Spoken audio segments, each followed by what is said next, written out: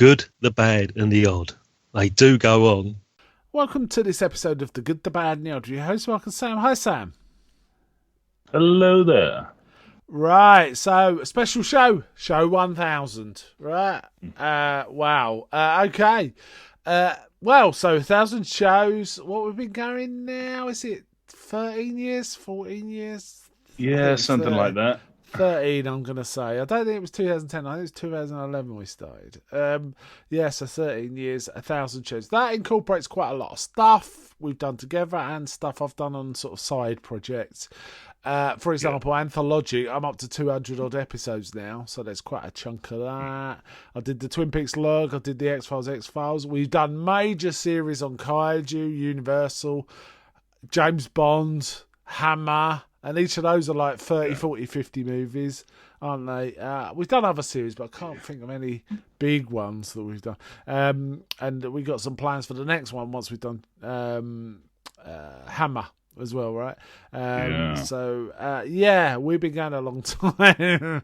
And in the early days, I used to do these individual, just me talking 10 minutes about a movie. I used to do a lot of those, which I used to call The Good, the Bad, and the Odd One Out. But I stopped those early on, and it's most of our main recordings are you and I discussing movies or whatever we want to discuss, right?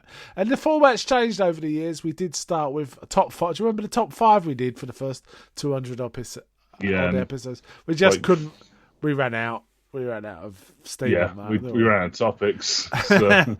Now we've got some nice long-term plan. Our Daisy keeps trundling out. That is really fun, and obviously we're very close to finishing Hammer now. A couple of more shows, and then we've got something else planned.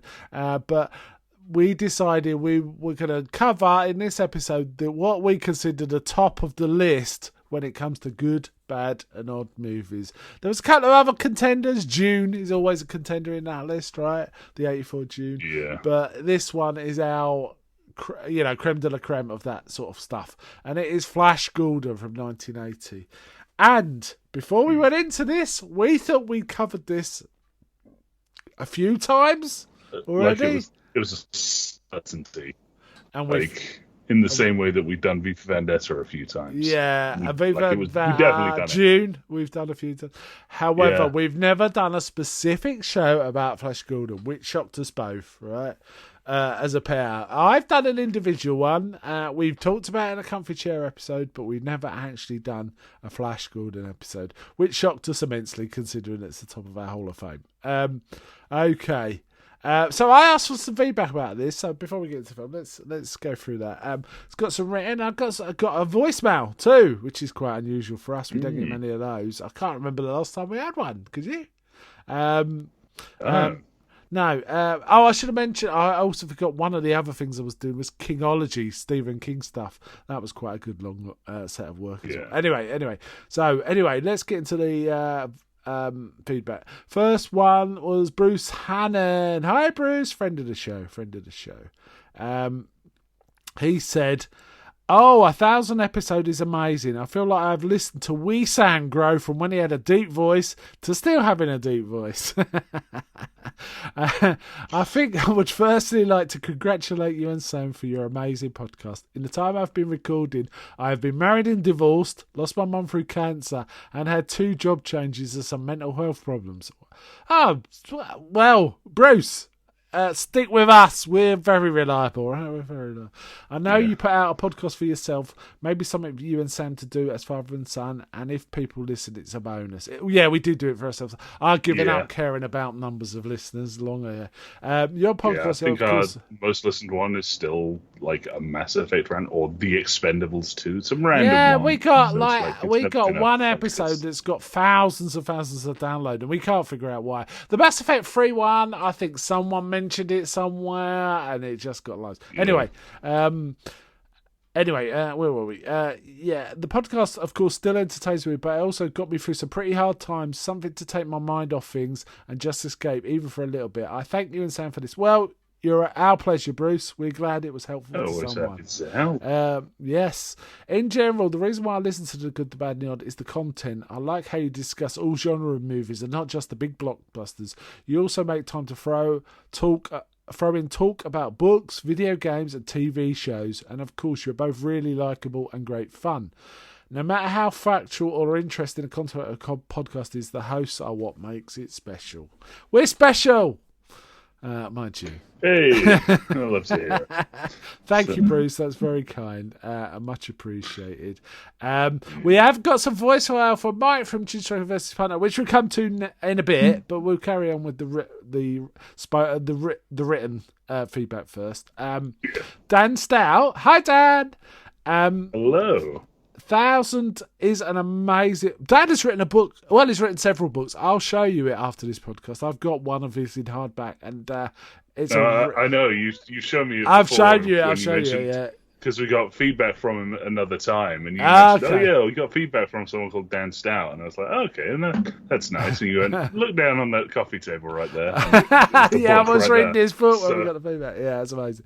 1000 is go to Amazon and look up Dan Stout, Stout. Please go buy that book. Books. Sorry, Dan. You're on a series, aren't you? 1000 is an amazing milestone. Massive congrats. You guys have been a regular part of my podcast feed for years, and I'm looking forward to seeing what the future holds. Yeah, another 1000 is what the future holds. Yeah. Then we got some feedback from John Sauder, who actually comments about my anthology one, which you've been on a couple of shows, haven't you? But you kind of... Yeah, I think Twin Peaks. No, the anthology was Night Gallery, things like that. Oh, yeah. Being a fan of anthology TV and movies in general, I think anthology is one of the most ambitious and entertaining concepts that any podcaster has ever attempted to do. How about that? Well, I'm not sure if it's that entertaining, to be honest. I think it entertains me. But I feel like I'm a curator for anthology TV. One day I might even write a book about anthology TV, because I've watched so much stuff that's really good that no one ever watches anymore, right? And I'm not talking about your mainstream, your Twilight Zones. I'm talking about really obscure stuff that's actually really good. And listen, bad, it has to be said. So thanks, John. That's very welcome. And then Rick Powell said, wow, congrats. So, yeah. Right, so now that's our written. So let's move on to Mike's voicemail. This is unusual for us because it's a bit weird. I'm not quite sure how we're going to do this. We're going to probably listen to it off air and then just play it here and then come back and comment. So let's go. Hello, Mark and Sam. Mike from the Rewatch Project with Hannah and Mike and Chinstroker versus Punter podcasts. Just calling to very briefly say congratulations on 1,000 episodes. That's insane. The amount of content that you put out is incredible. Chinstroker versus Punter has been going for like 17 years, and we haven't even reached 500 yet.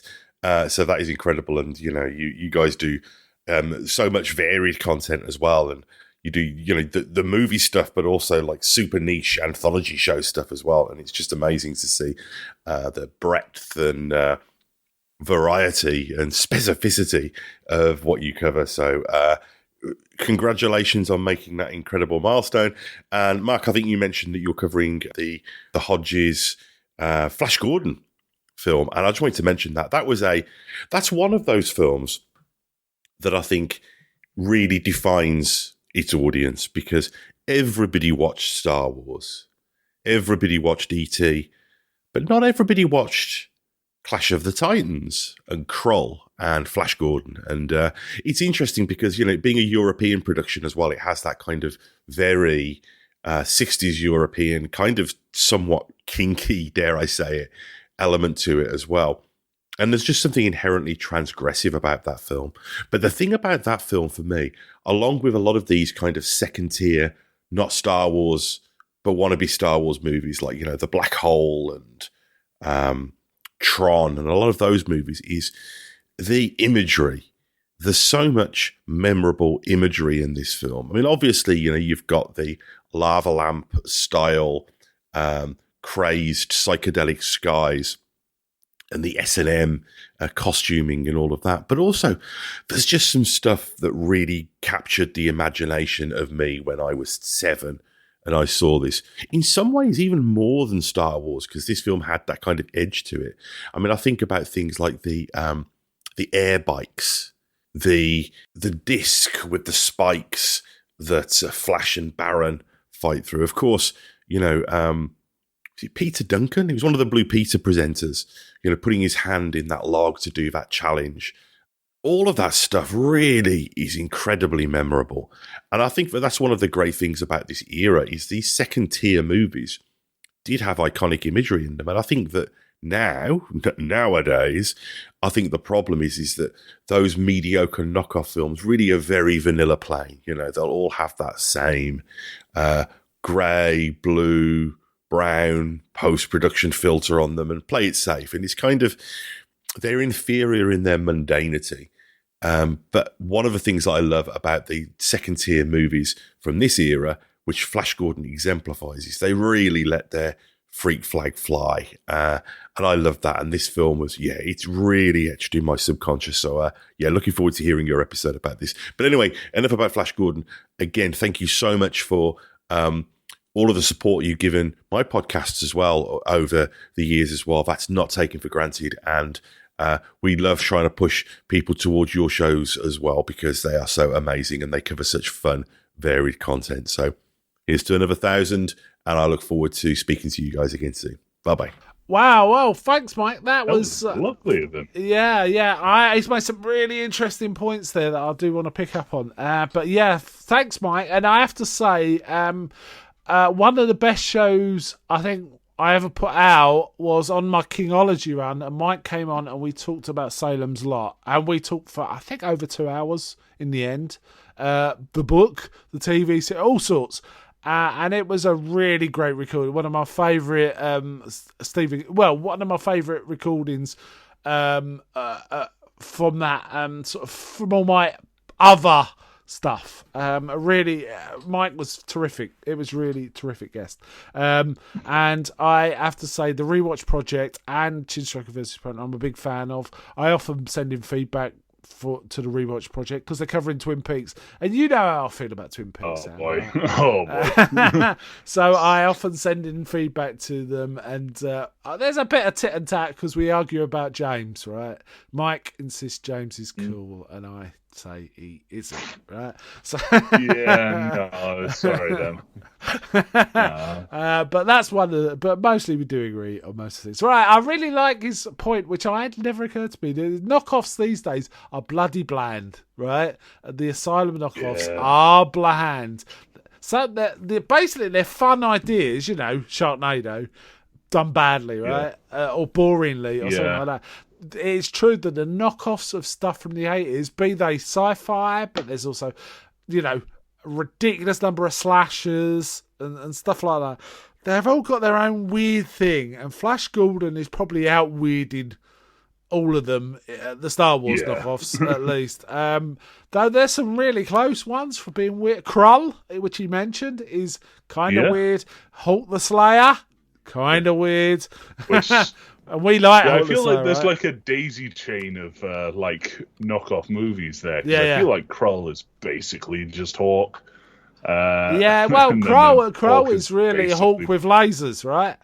And Hawk is Krull with disco music and some special effects and magic and stuff like that, floaty sword stuff. And I like what he said about Flash Gordon. We'll probably pick up on what he said as we go through the movie. There are some really fun films from the Star Wars, knockoff era. There's Battlestar Galactica, which was a TV series, but came to the theaters. Its opening 2-part was cut together as a movie, and I went to see it in the cinema. But there's also kind of, there's lots and lots of. One of my favourites is one called Space Hunter, for example, which is basically Han Solo goofing around on a weird Mad Max planet, and things like that. But Flash Gordon, it probably has its roots in a 60s film called Barbarella, which it feels a lot like, though I think Flash Gordon's a way better film than Barbarella. Which, and again, they're remaking Barbarella. They are remaking it with Sydney Sweeney, isn't it? I think. Yeah. But yeah, that could be fun.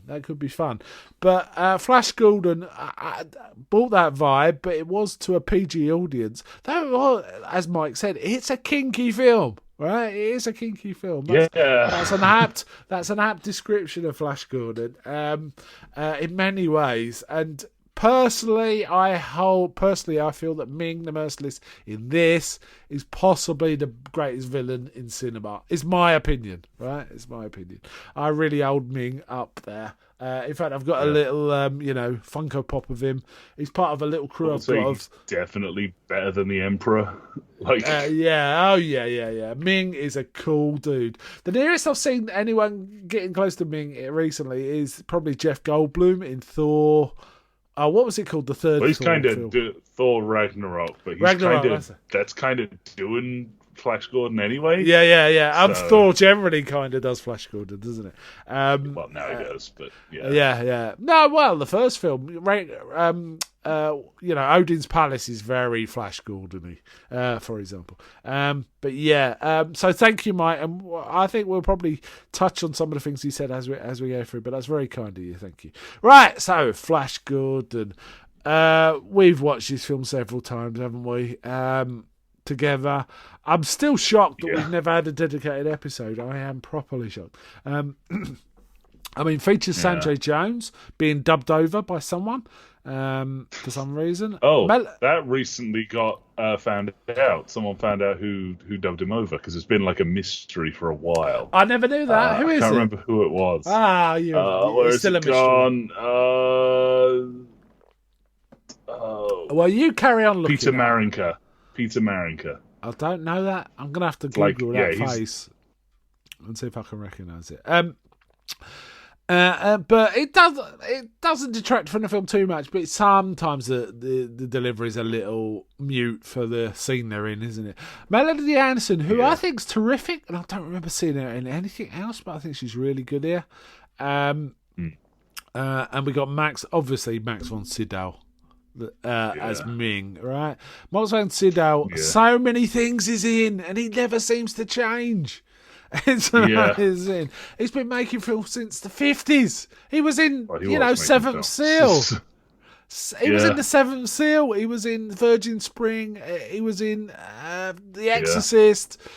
He's been in Star Wars. It just goes on and on. He's been Blofeld. He was a Blofeld. He was one of the Blofelds in the other Sean Connery knockoff thing.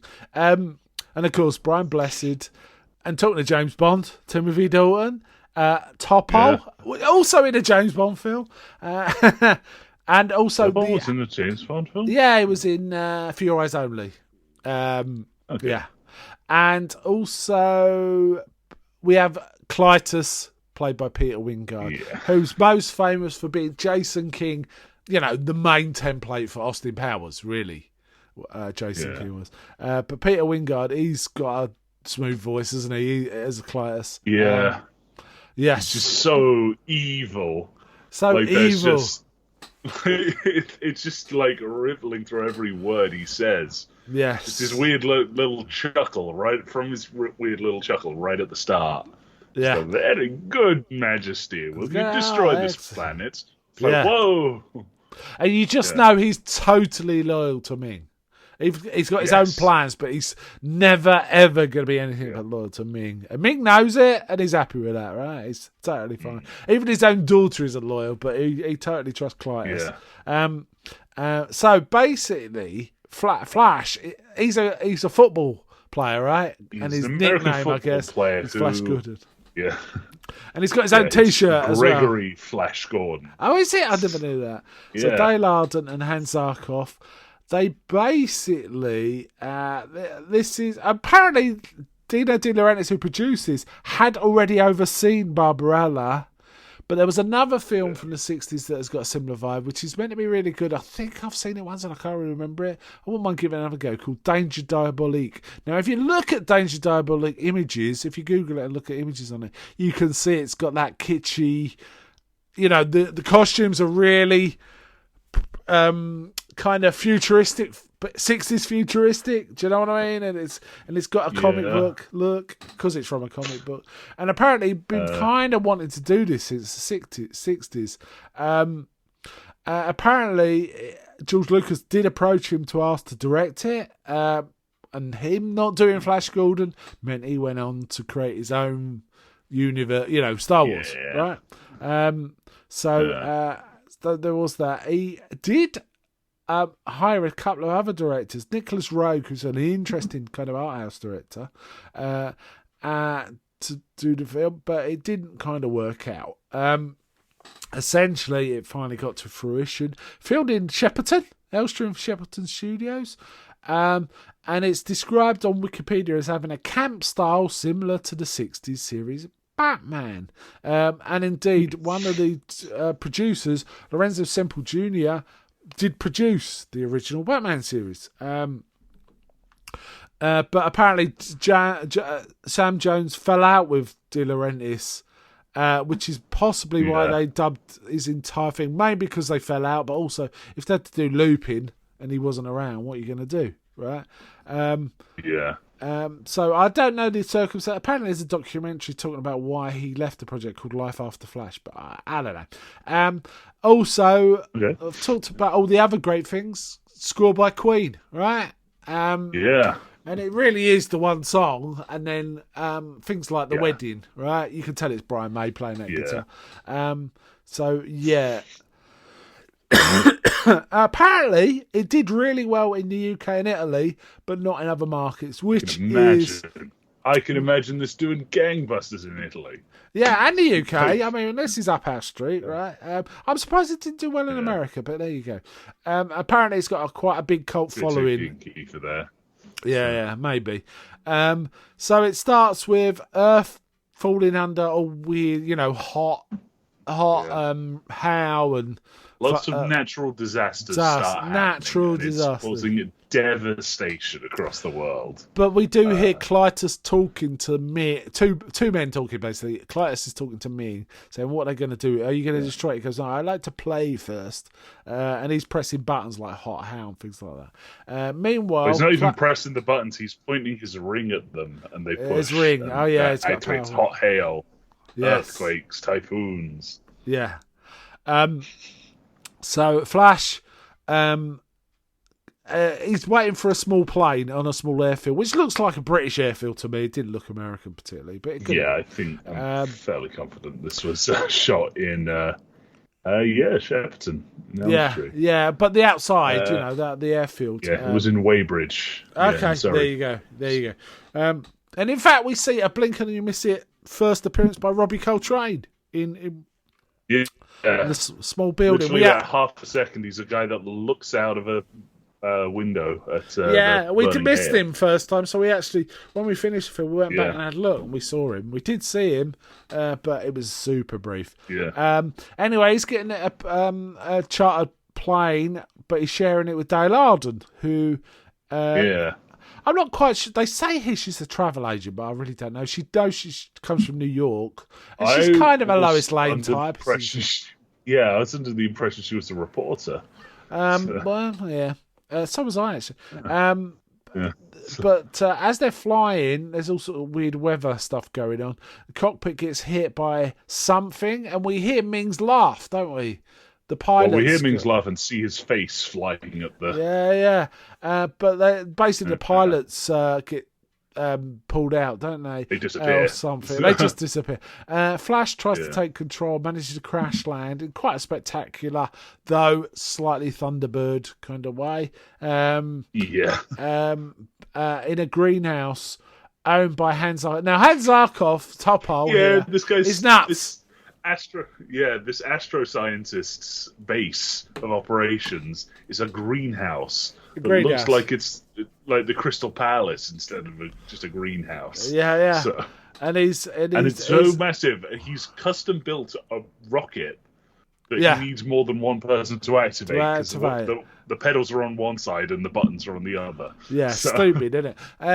But his assistant runs off, and then Zarkov starts taking pot shots at him with a gun, which doesn't help the situation.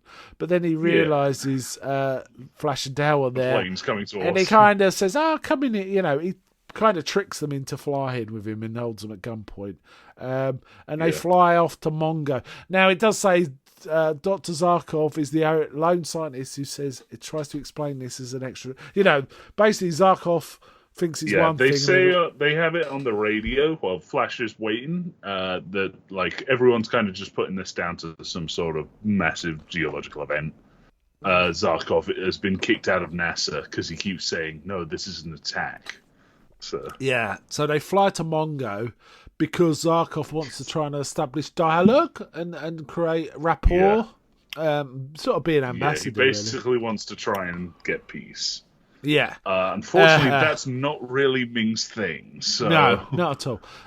So they land. They land near the palace, don't they? And there's a weird thing where near the palace. And Flash holds his hand out in friendship, doesn't he? Yeah, go on. And the guy pulls out a pistol, fires it, and a hand grabs Flash's wrist and flips him over.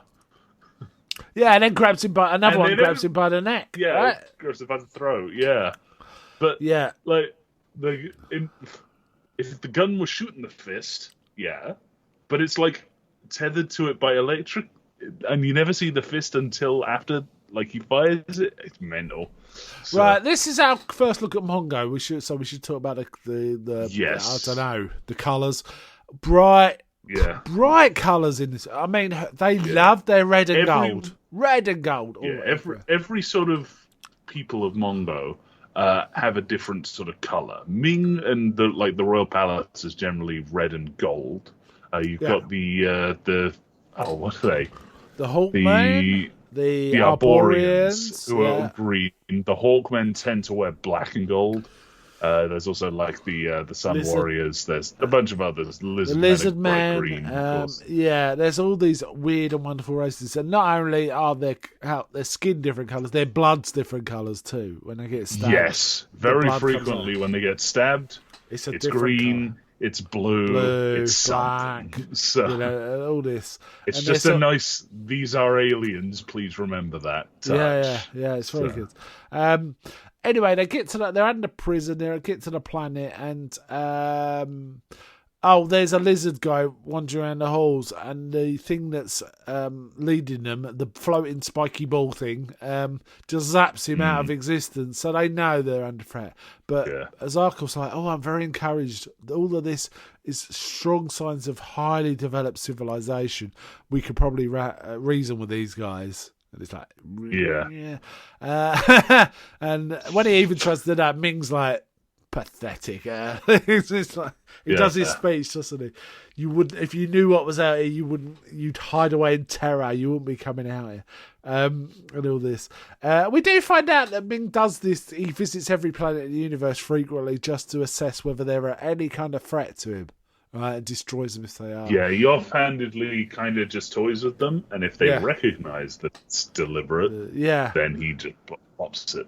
So Zarkov has kind of brought Ruin down because he's the one that recognised it was an outside threat, in essence, right? Which that we don't find that through. I mean, it doesn't really matter. But you kind of feel that Ming was going to destroy the place anyway, right? So yeah. So what happens next? It's flat. Ming kind of takes a fancy to Dale Arden, doesn't it? To Dale, and kind of molests her with a ring. And he says, "Have you seen such responses, Clyton?" And all this. So and Clyton goes, "No, not even from your daughter." Which is horrifying, sketchy and kinky and weird, right? Yeah, kinky. Yeah. And he immediately orders Flash to be executed. But Princess Aura, his mad daughter, she's kind of, she's kind of a sex maniac, it appears like, because she seems to have all these blokes running around after her and saying, "I'll see you next this night." Of being abused like that as a child. So. Oh, okay. Yeah, that's Ming. So anyway, she wants Flash saved. She wants him. She goes, "You've had the woman. Why can't I have him?" And he's going, "It's too dangerous, Aura." And all this. Yeah. And then he basically orders him executed. But during the execution, they dress him up in a black leather loincloth thing and put a black hood over his head with spike. Loincloth. Yeah, it's all really kinky. It's this big metal box. There's a weird bit that's kind of like Wizard of Oz, where she's like, Cletus goes, "Oh, you have until the time runs up," and it's it's a sand. And you know what? While we're on it, this is very evocative of Wizard of Oz. It's like a weird, kinky adult version of Wizard of Oz in many respects, isn't it? Where obviously Ming is Oz, right? The great and powerful. Yeah. The great and powerful Ming is Oz. So there's a touch of that. And the fact they're flying around on bikes and things is a bit like the broomsticks as well, isn't it? Things like that. So Aura saves him. And I think we get an implication she does it through. She seduced one of the doctors or something. Yeah, she seduced the doctor that was supplying something. Now she wants to go hide Flash, so she's flying.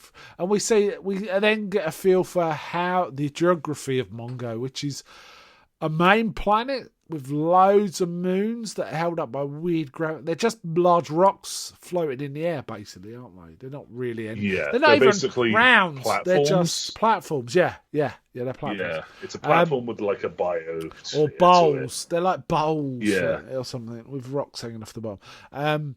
And they fly past Phrygia, the frozen planet, don't they? And Phrygia. Phrygia. And then they go to Arborea. Now, I've already said it, I didn't mention it, but Timothy Dalton's in this as like the head of the what are they called? Forests? No. The Arborians. Arborians. It's the head of the Arborians. Yeah. We also see Brian Blessed as the head of the Hawkmen, who are basically British, right? The Hawkmen are basically British in this, right? They're all British. Yeah.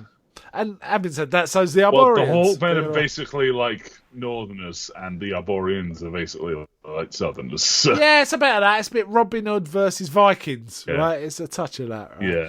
Yeah. Now, Baron instantly takes a dislike to Flash Gordon anyway. Flash, yeah. And so, I should have mentioned there's loads of business happening at Ming's court before we even get to this. One point, this kingdom that Ming had blasted said they had nothing to offer but their allegiance. And he said, "We value nothing more highly. Fall on your sword," is his response. Yeah. So there is all that. Basically, Ming has total power over everyone with his ring and his powers and his secret police and all that. And he does love his costumes. No one gets away. Yeah, he loves the costumes. According to something I remember reading, apparently some of the costumes were so difficult to wear, he was basically like being propped up under them. Okay, because they were so complex and heavy and weird. And stuff. Okay, they were amazing though. Essentially, you get to Arborea and Baron's not happy. He promises. What's he say? He promises not to kill. He says, "I Flash. won't kill him." But then they instantly put him in a prison and drop him in a swamp. Right? Yeah. Now you and I were saying how much we were saying how much the swamp reminds us of Dagobah, the whole swampy bit. Yeah, it was kind of very Dagobah-y, and it is in there with lizard men and all sorts. Yeah, and ultimately, they put in one of the Arborians, which I think is Richard O'Brien. Did they put him in? Yeah, Richard O'Brien. Richard O'Brien's in this. From Rocky Horror Picture Show. Yeah, his character name is FICO, but it's never. I don't remember it being said in film. I don't remember. Yeah, but he basically says to Flash, "I know I've got the key. I can get us out of here."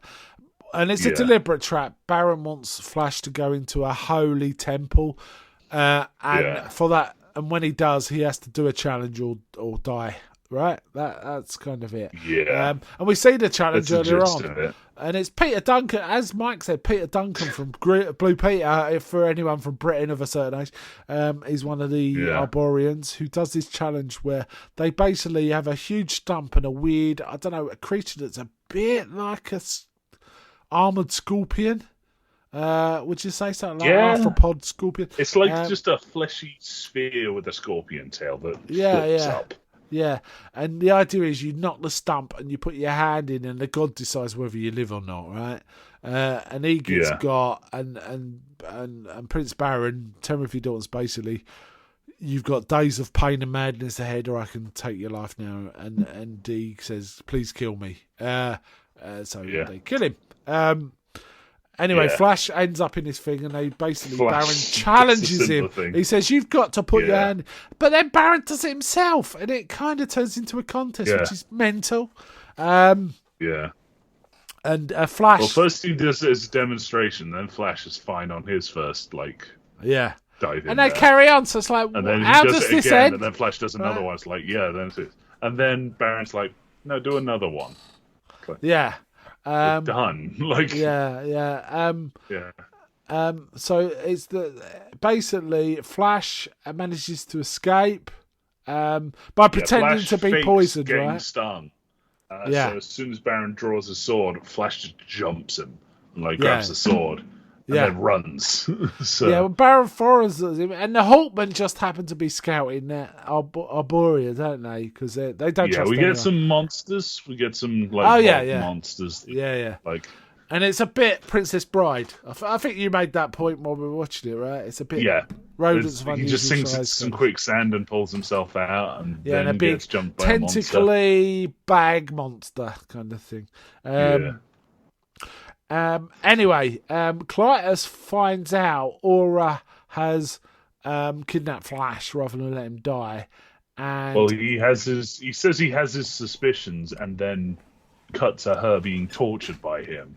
Yeah, well, he says to Ming, whipping her. I think I know who's responsible for this. Do I have your permission to continue? And Ming's like, yes. And he goes, anyone? And Ming's like, anyone. So you feel like he's fooling Ming, not telling him it's his daughter, but Ming doesn't give a crap anyway, right? Yeah, and when we cut to it later, Ming, she's being whipped, and the princess is going, when my father hears about this, and Clay's just kind of waves his hand, and a screen behind him shows that Ming has kind of been watching this eating popcorn. He's just stood there with a big glass of something and just sort of eating little things out of it. And he even looks a bit bored, doesn't he? He's not that bothered. Yeah. And the old princess is like, my father will have your head for touching someone of royal blood and all this kind of thing. And no, it's not like that.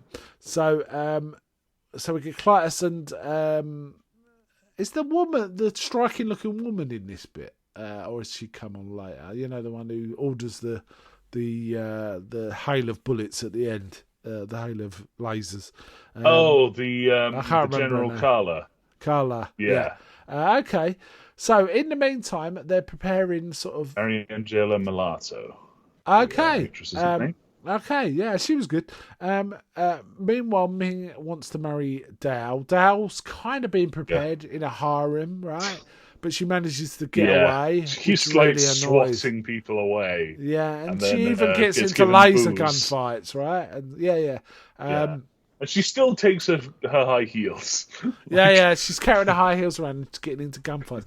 Meanwhile, she's putting them down, shooting, and then picking them up and carrying on.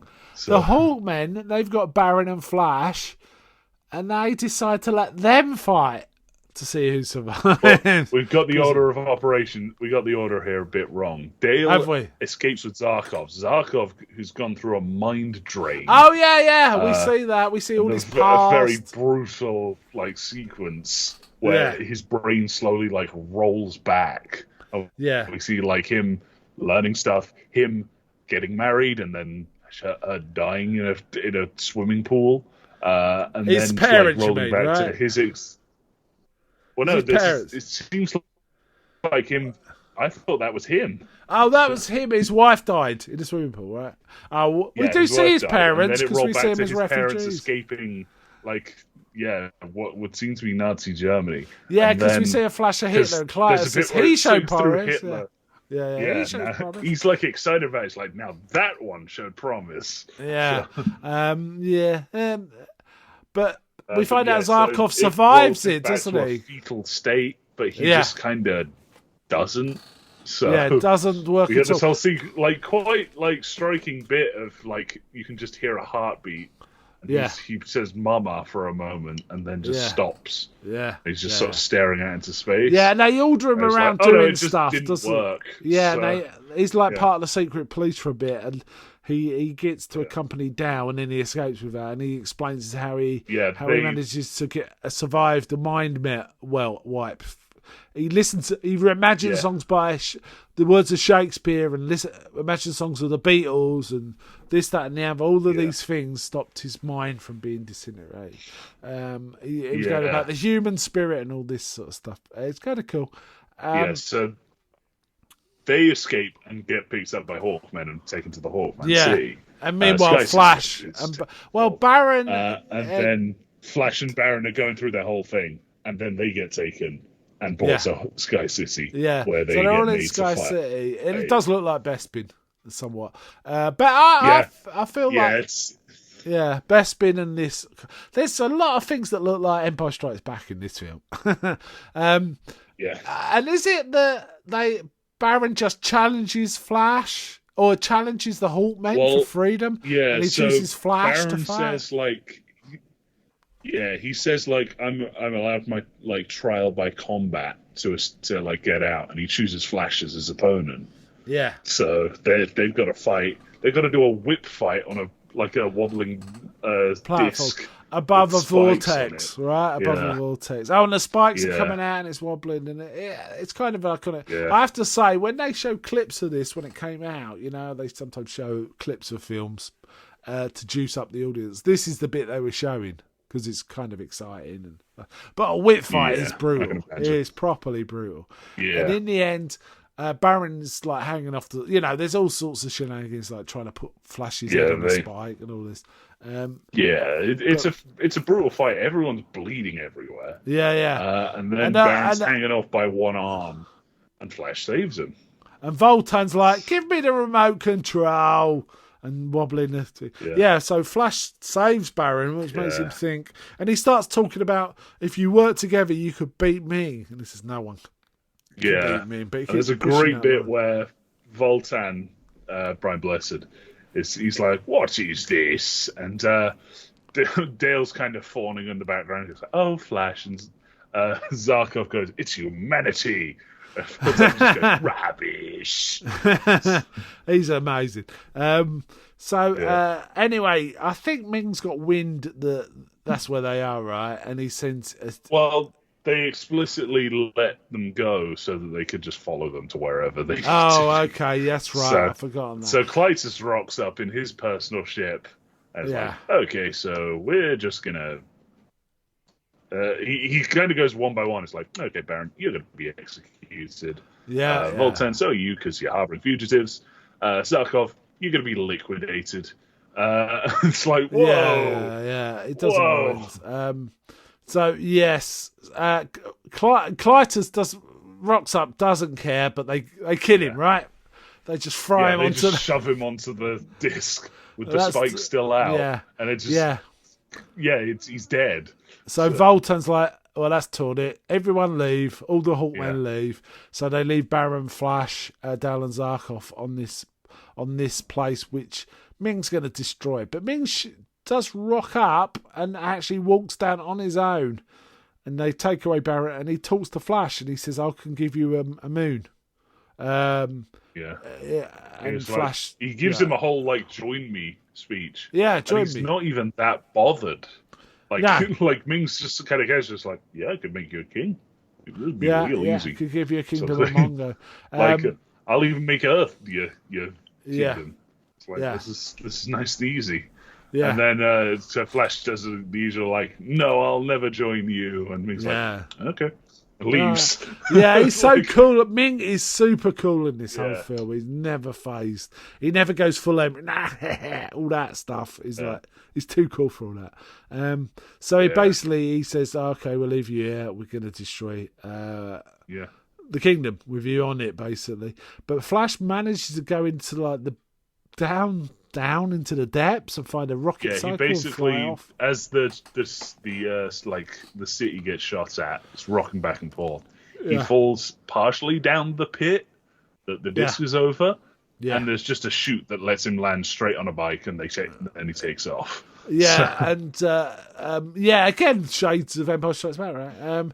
Voltan's side henchman is sort of saying he's a brave man. We should have saved him, and Voltan's kind of sulking. He goes, "If I'm my time," he's doing like there's nothing further I can do. And then Flash comes on the radio. It's like, hey, Flash, this is Flash Gordon. Is anyone out there?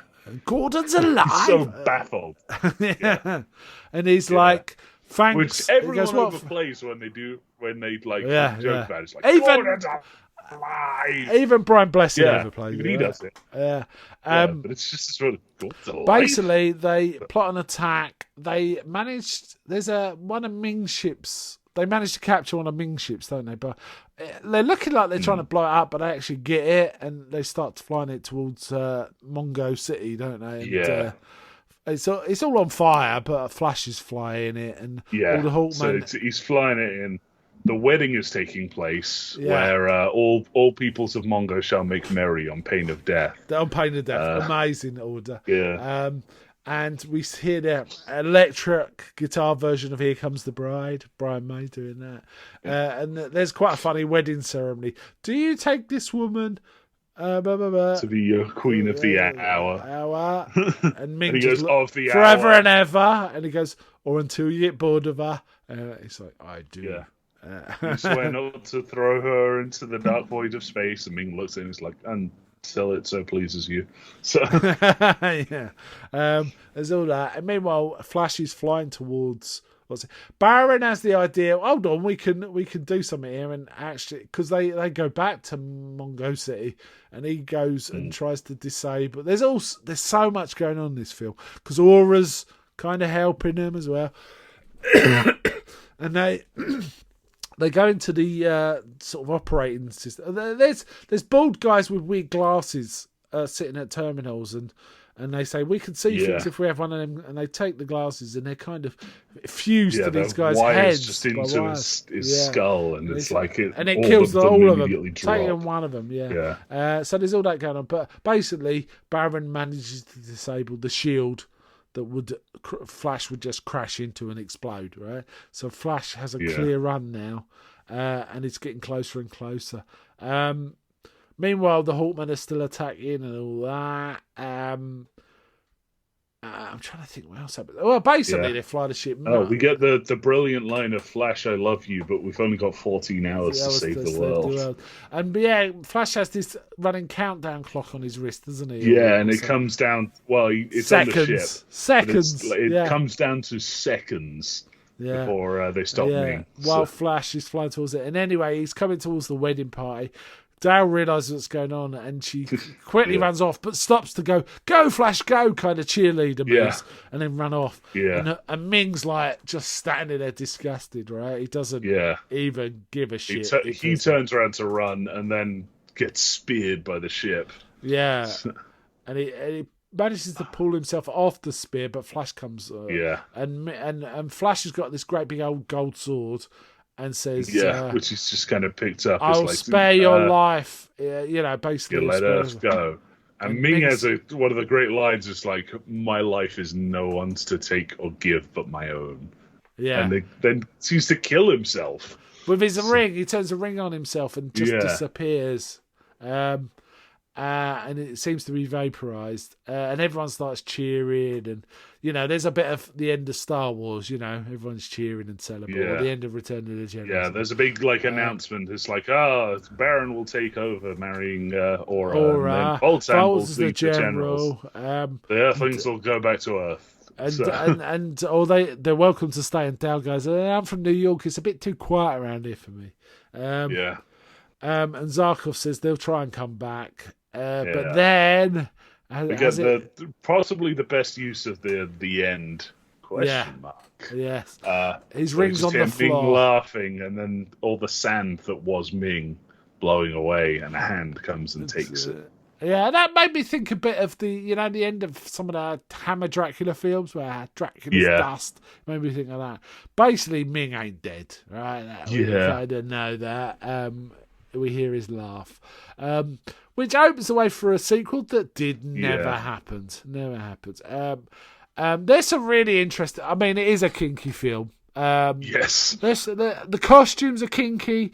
The fact that Aura is walking around with a pet who is Deep Roy, dressed up, painted Deep Roy red. In a weird, square outfit. It's so strange. Yeah. And there's also the fact that she, as well as Dale, are, for the most part, running around in bikinis. Yeah. With chains all hanging off of them. There's just so much all the time. So. Yeah. Apparently other actors offered the role or considered for the role, I should say. It was Kurt Russell and Arnold Schwarzenegger. Oh, couldn't see that. No, Arnold Schwarzenegger would have worked. Kurt Russell, I could kind of see that. I mean, the other big franchisey thing that's a bit like Flash Gordon, I guess, is Guardians of the Galaxy, isn't it? Talking of Kurt Russell. It was. I just thought the whole thing was fun beginning to end. Right. I mean, it was cheesy. There was no attempt at reality. The fact they were flying around what should have been space, but there was a full atmosphere. So that's just Mongo was a super planet with its own an atmosphere that went so far. The moons were in the same atmosphere. How gravity works. Shot of Mongo. Yeah, but gravity also affected it because people would fall always consistently down. So they were consistent across all the planets. So apparently one of the reasons there wasn't a sequel is because of the sort of fracture between Jones and De Laurentiis. They just thought we're not doing it. They could have recast Flash, I guess, but whatever. I guess because it didn't do well. If it didn't perform as well as they wanted, then they probably wouldn't bother. So this got praised by quite a lot of American critics, even though it didn't do well. I mean, Pauline Kael, who is a tough, New Yorker's Pauline Kael is a tough critic, said has some of the knowing, pleasurable giddiness of the fast-moving Bonds, is how she described it. And Roger Ebert said, Flash Gordon's played for laughs, wisely so. This is space opera, a genre invented by Edgar Rice Burroughs and other men of unlimited imagination. Yeah, it is very John Carter as well. Yeah. Flash Gordon. It always has been. It's got a lot of energy and love, but without the pseudo-meaningful apparatus of the Force or Trekkie power. So I would say that's fair. That's fair. It's its own thing, isn't it? That's its own thing. It's its own weird, colourful thing. But who was the standout for you? The standout was definitely Timothy Dalton. Ah, right. Okay. Yeah. He was good. He was really good. I mean, this is way before Bond, but he was really effective. And he did conjure up to me, Errol Flynn as Robin Hood and things like that. And weirdly, he kind of played the version of that in Rocketeer later on. Yeah. Standout for me was Max von Sydow's Ming, by far. He was excellent. Though, there was some great, Brian Blessed. Bloody hell, Clytus. There were some great performances and sort of... There's not a bad performance in here, even the less infamous ones. Yeah, and there's so much weird business going on all the time. Carla. Yeah. There's just a bit where she's talking about the process of draining someone's brain, but she's just kind of voguing as she does it. Yes, she's just sort of waving her hands around in these weird poses. Yeah, and if you look in the background, there's some weird stuff going on all the time. For example, there's a bit where the Hawkmen are observing the fight, I think it is, or something. But if you look behind Brian Blessed, there's Hawkmen's down there, but they're deliberately moving their heads like they're birds. Yeah. They look like they're birds. You know how that jerky movement that birds sort of use. It was really cool. Yeah. I really liked it. And I kind of like the fact Sam J. Jones was kind of got a bit of kudos in Ted, the Ted movies. Yeah. I kind of quite like that too, because Flash Gordon's awesome, basically. So yes, apparently there was an animated film being developed by Disney and Fox with Taika Waititi involved, but it was cancelled. Probably it happened right in the middle of COVID, so it might be something to do with that. But then apparently they then reconsidered making the same film, but as live action. And I don't see why not. Why wouldn't you? Should mention the old Serial. I always really enjoyed these as kids. They are mad though. They're properly mad. There's so many weird. There's shark men and shit like that. There's also a sort of softcore porn parody that's kind of a lot of fun called Flesh Gordon from the 70s. That's kind of fun. Yeah. Got some interesting stuff. But this is the standout, isn't it? Flash Gordon. Weirdly, Flash Gordon was made in the 74, but this was... Yeah, there's cartoons. I think wasn't there a sci-fi show, or am I dreaming? Yeah, in like 20... Yeah, I never saw that. So something like that. Yeah, I mean, one of the things about the film is the slightly international casting was kind of cool. A lot of British actors, but like Ornella Muti as Aura and Mariangela Malato as Carla. They were really interesting and striking-looking choices, weren't they? And worked well. I just remember what I was thinking of, the cartoon. It's not a Flash Gordon cartoon. It's this weird Avengers of, like, all the old pulp comic strip characters. Okay. So you got Flash. It's called Defenders of Earth. It's got Flash Gordon, the Phantom. It's got the villain is Ming. John Carter. John Carter. It's low. There's the Mandrake the Magician. Okay. You said the Phantom, like a bunch, right? Yeah. The Shadow. Is that one? No, I don't think the Shadow is. I can't really remember too much, and I've just pulled it up. Doc Savage. Potentially. I can't again. Yeah. I saw like 2 episodes of it. Like we're talking probably about 20 years ago. Okay. So fair enough. This we really enjoyed. Sure. Any last thoughts, or should we just get to rating now? Let's just get to rating. Like we made it clear, we love this movie. So. Wow, this is hard to rate. So let's just say 5 out of 5 for me. Yeah, this is a 10 out of 10. Yeah. This is an excellent film. We really enjoyed this. I have to say, we watched it on 4K. It did look like 4K. It looked like a standard Blu-ray. They put onto a just 4K upscaled the Blu-ray. Yeah. It didn't look any different from the Blu-ray to me, which was a bit disappointing, but it still looked great. Imagine on a proper 4K restoration, this would probably make your eyes pop out. Yeah, it's a very colourful and wonderful film. We really enjoyed this, and it's been fun to talk about it. I'm glad we finally did it. I can't believe we haven't done it before. It's still freaking me out a bit. Yeah. And I just want to thank everyone for the feedback again. It was very kind of everyone. And we're gonna give it. We'll give it another 1,000, maybe. We'll see how we go. Maybe. We'll see how we go. All right, then let's wind it up there. So thanks again, everyone, and bye from me. Bye.